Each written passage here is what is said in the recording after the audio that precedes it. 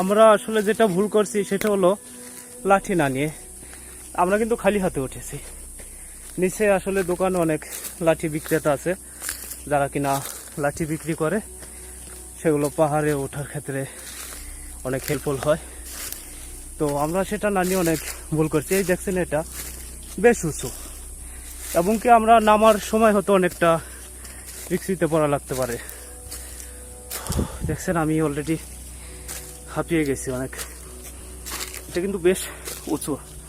এখন আমরা যেটা দিয়ে উঠছি, আমার সঙ্গী হিসাবে আছে রতন। হ্যাঁ, রতনও বেশ হাঁপিয়ে গেছে। দেখি আমরা কত দূর উঠতে পারি।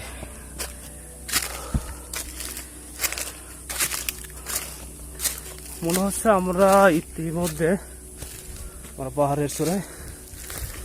মনে হচ্ছে এখানে কোনো পাহাড়ি রান্নার খড়ি সংগ্রহ করে রেখেছে।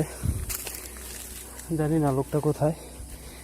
এই যে দেখেন অনেক উঁচু, বিশাল উঁচু, ছোটো আর একটা পাহাড়,